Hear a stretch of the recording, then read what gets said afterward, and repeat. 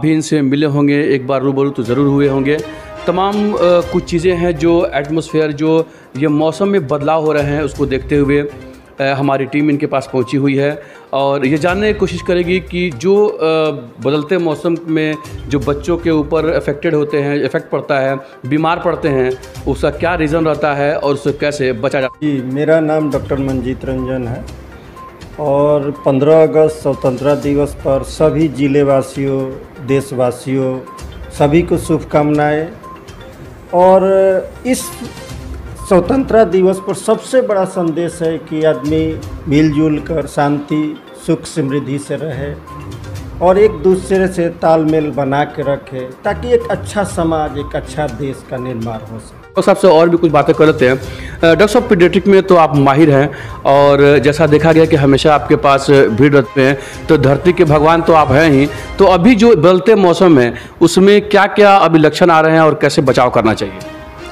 देखिए, अभी बदलते मौसम जिस तरह का हम लोग एक्सपेक्ट करते हैं कि इस सीज़न में बहुत हेवी रेन ये सब होता है, लेकिन वैसा अभी मौसम चल नहीं रहा। एक्चुअली में कभी ठंडा, गर्म, बारिश, टेम्परेचर वेरिएशन बहुत ज़्यादा हो रहे हैं, जिसके कारण जनरली हम लोग बच्चों में देख रहे हैं कि सर्दी, खांसी, डायरिया प्लस जॉन्डिस का केस भी ज़्यादा मिल रहा है।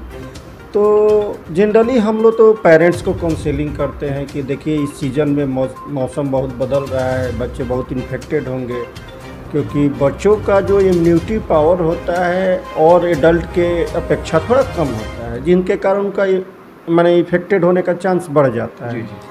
तो हम लोग पेरेंट्स को काउंसलिंग कर देते हैं कि हाँ, हमारे पेरेंट्स काउंसलिंग करेंगे तो बच्चे कम से कम इन्फेक्टेड होंगे, कम से कम बीमार पड़ेंगे। रही बात जो बच्चे बीमार पड़ जा रहे हैं या जिनको सर्दी, खांसी, चाहे जॉन्डिस हो रहा है, उनको हम लोग प्रॉपर ट्रीटमेंट दे रहे हैं। खाने पीने का बता रहे हैं कि बाहर का चीज़ जो भी है, फास्ट फूड या जो भी बाहर का, उनको हम लोग प्रॉपर ट्रीटमेंट दे रहे हैं। खाने पीने का बता रहे हैं कि बाहर का चीज़ जो भी है, फास्ट फूड या जो भी बाहर का चीज़ अभी अवॉइड कीजिए, क्योंकि बाहर के चीज़ से ही ज़्यादा इन्फेक्शन होने का चांस और बढ़ता है। और रही बात पानी का या कोई भी, जैसे कि बच्चे आजकल स्कूल जा रहे हैं, आ रहे हैं, तुरंत पानी पी ले रहे हैं, नहा ले रहे हैं, ये सब चीज़ें नहीं होना चाहिए। ये सब चीज़ थोड़ा सा रुक के टेम्परेचर जब नॉर्मल उनका रहे तब फिर स्नान या पानी जो भी नॉर्मल टेम्परेचर का पानी वो देना चाहिए। यानी उससे ये भीग के जो आते हैं बच्चे, उससे टेम्प्रोरी तुरंत उससे बचाव करना है, ये ना? अभी तो मैंने हम तो कल कम से कम इतने मरीज सर्दी खांसी को लेकर देखे कि मुझे लगा कि ये कोरोना का जो टाइम था, जिस तरह के नंबर ऑफ पेशेंट बढ़े थे, उस तरह का मरीज मैंने कल परसों मैंने देखा है। सब सर्दी, खांसी, बुखार लेके आ रहे थे। फिर आदमी इलाज किया, दवा दिया, फिर काउंसलिंग किया, बताया कैसे रहना है, नहीं रहना है। तो इससे होगा कि बच्चे कब इन्फेक्टेड हो। डॉक्टर साहब, सवाल ये कि आप अभी कहाँ देखते हैं? ये हम तो पुरानी किला में, आज तो हमको लगता है कि 7-8 साल से वहीं पर इलाज कर रहे हैं, लेकिन अभी मेरा निवास स्थान यहाँ हॉस्पिटल रोड हाईवे के नज़दीक झुंडापुर में, जो सदर अस्पताल रोड है, जो सदर अस्पताल है, जी जी, वहाँ पर भी हम 2 घंटा सेवा दे रहे हैं। 8 से 10 सुबह में देखते हैं, बीच में अगर खाना खाने आते हैं उस टाइम भी देख लेते हैं, क्योंकि इधर के मरीज को जाम में उधर जाना थोड़ा सा टफ होता है, या आसपास के जो ग्रामीण बच्चे हैं उनके लिए तो माने परेशानी भी कम होती है, आसानी से यहाँ आके दिखा भी लेते हैं। तो ये सब सुविधा बच्चों को मिल जा रहा है, पेरेंट्स को मिल जा रहा है, इसलिए मैंने अपने निवास स्थान जो कि हॉस्पिटल रोड हाईवे के नज़दीक झुंडापुर में, जो नया वाला हाईवे बना है उसी के नज़दीक की बात बोल रहे हैं? नया वाला हाईवे बना उसी के जस्ट करीब में ही मेरा अपना निवास स्थान है, वहीं पर मैं अपना अब सेवा देना शुरू।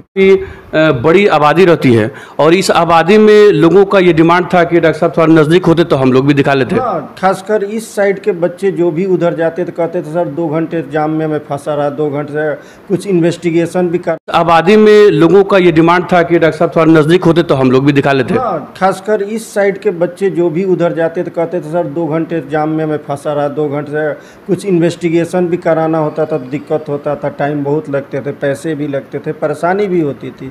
लेकिन इधर बैठने से इन बच्चों को बहुत सुविधा हो गया, वो आसानी से दिखा लेते हैं और इस मरीज है तो वो तो अपने आप को दिखा लेंगे, सही कर लेंगे।